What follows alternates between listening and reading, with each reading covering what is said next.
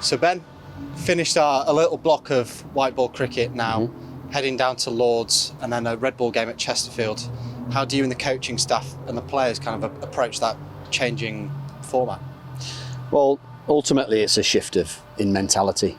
There isn't the time really to do an in-depth training of any description. This week's been about those batters and bowlers that feel it necessary in their own games, maybe just topping up with a little bit of red ball practice in and around the white ball days and games.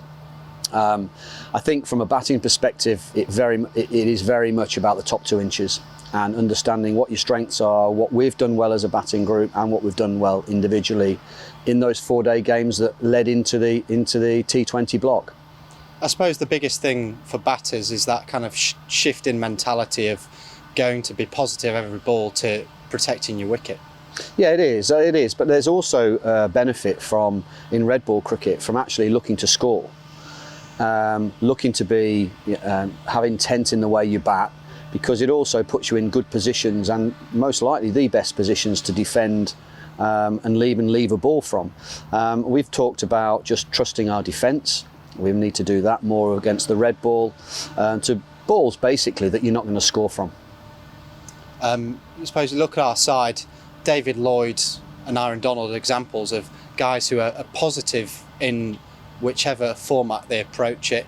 Then you look at someone who Brooke Guest's game, who's maybe more tempered to a game of valuing wicket, knowing your strengths. You look at a couple of guys who are also in the second team as well, who have already got that benefit of getting a bit of red ball under the belt already. Yeah, it's been great. That has really good scheduling. The fact there's a 4-day game down at Bristol, we've played all 4 days.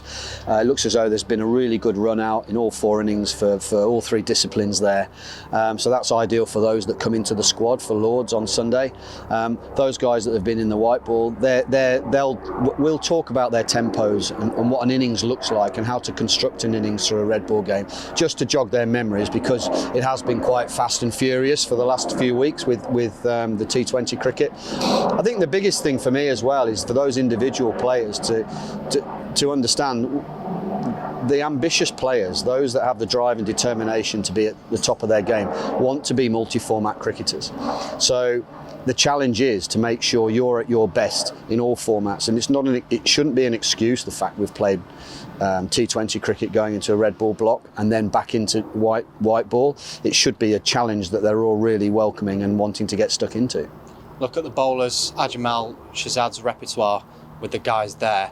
I guess about managing their workloads, going from 4 overs per game, 24 balls to maybe 20 overs potentially.